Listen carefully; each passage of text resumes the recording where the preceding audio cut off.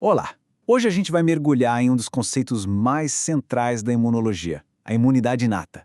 Pensa nela como a nossa primeira linha de defesa, a resposta imediata que o corpo tem para qualquer tipo de ameaça. Entender como ela funciona é, sem dúvida, a base para compreender todo o resto do sistema imune. E para guiar nossa conversa, a gente está se baseando em um dos livros mais respeitados da área, o Imunologia Básica do Abbas. Assim, garantimos que estamos cobrindo aqueles conceitos essenciais que todo estudante da área da saúde precisa dominar. Bom, o nosso roteiro hoje está bem direto. A gente começa com uma visão geral dessa primeira linha de defesa, depois vamos explorar as barreiras físicas e químicas, as células que estão ali na linha de frente, os mensageiros químicos que coordenam toda a ação e, no final, a gente junta tudo para ver como funciona essa resposta integrada. Ok, então vamos imaginar uma cena. Um simples corte com uma folha de papel. Pra gente é um incômodo, nada demais. Mas, pro corpo, aquilo ali é uma falha de segurança gravíssima. É um portão aberto para milhões de micróbios que estão só esperando uma oportunidade para invadir. É aqui que a história da imunidade inata realmente começa. A definição então é essa: a imunidade inata não precisa de tempo para se preparar. Ela já está lá, sempre ativa, patrulhando com células e moléculas posicionadas e prontas para agir no exato instante em que uma ameaça é detectada. É a resposta imediata, sem hesitação.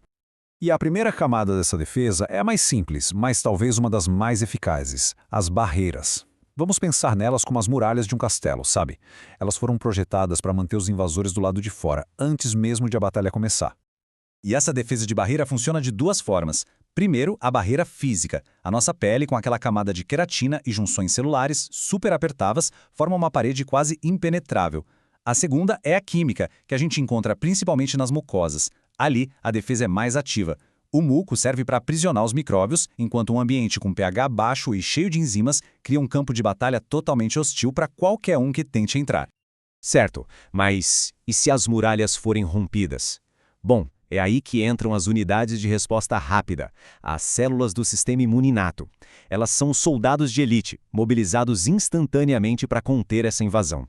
O primeiro a chegar na cena do crime, quase sempre, é o neutrófilo. Eles são os leucócitos mais abundantes no nosso sangue e agem como uma verdadeira tropa de choque, avançando em massa para o local da infecção.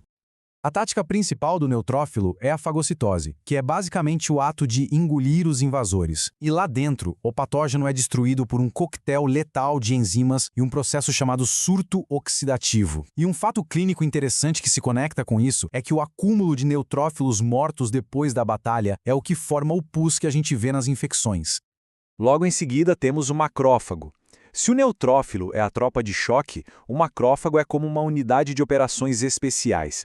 Ele é a sentinela que patrulha os tecidos, limpa a bagunça da batalha e, o mais importante, coleta informações sobre o inimigo. O macrófago é multifuncional. Além de também fagocitar micróbios, ele funciona como um centro de comando.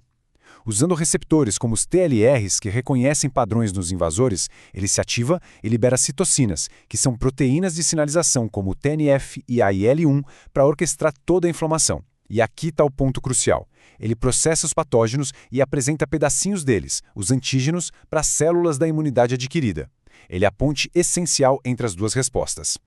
Agora, a célula Natural Killer, ou NK, tem uma função um pouco diferente. Ela não persegue os micróbios diretamente. Em vez disso, ela patrulha o corpo procurando por traidores, as nossas próprias células que foram infectadas por vírus ou que se tornaram células tumorais.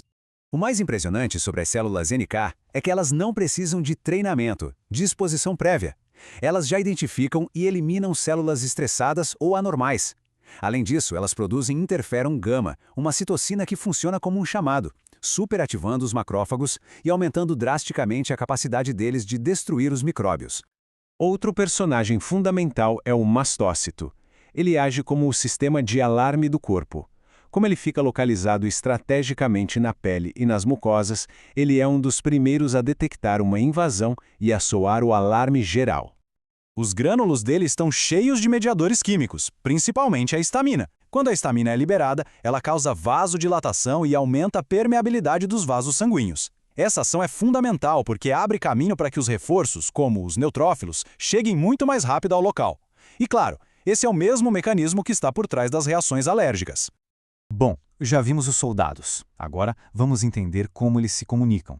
A resposta imune inata não é um caos. Pelo contrário, é uma operação super bem coordenada por uma rede de moléculas, os mediadores químicos. E no centro dessa rede estão as citocinas. Elas são basicamente as proteínas mensageiras. Pense nelas como os e-mails e as mensagens de rádio que são trocadas entre as unidades no campo de batalha, garantindo que todo mundo saiba o que fazer e para onde ir. E esses mediadores têm funções bem distintas. As citocinas tipo TNF e IL-1 são os sinais de alarme geral que promovem a inflamação e até efeitos no corpo todo, como a febre. As quimiocinas, por outro lado, funcionam como um GPS químico, criando um rastro que guia os leucócitos até o ponto exato da infecção. E por fim, temos as proteínas do sistema complemento, uma classe especial com um papel de ataque direto. O sistema complemento é um dos sistemas de armas mais elegantes e letais da imunidade inata. É uma cascata de proteínas no plasma que, quando ativada, age como um ataque aéreo. Pode tanto destruir o inimigo diretamente ou pintar os alvos para que os fagócitos os encontrem com muito mais facilidade. A gente pode resumir a ação dele em 3 funções principais. Primeiro, a opsonização. O fragmento C3b cobre o micróbio como se colocasse uma etiqueta de coma-me para os fagócitos. Segundo, a inflamação. Outros fragmentos do complemento ajudam a recrutar mais células de defesa.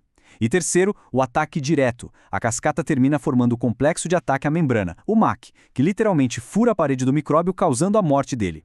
Aliás, uma nota clínica importante: deficiências genéticas nas proteínas do MAC podem predispor a infecções por bactérias do gênero Neisseria.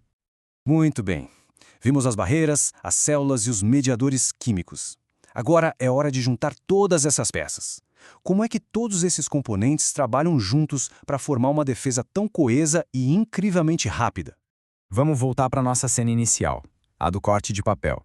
O que acontece nos primeiros minutos e horas depois que essa brecha na segurança é aberta? O que se segue é uma cascata de eventos perfeitamente orquestrada. A ação é imediata. As células e proteínas que já estão ali respondem em minutos. A defesa é não específica, ou seja, reconhece padrões comuns a vários tipos de micróbios. O processo central é a inflamação.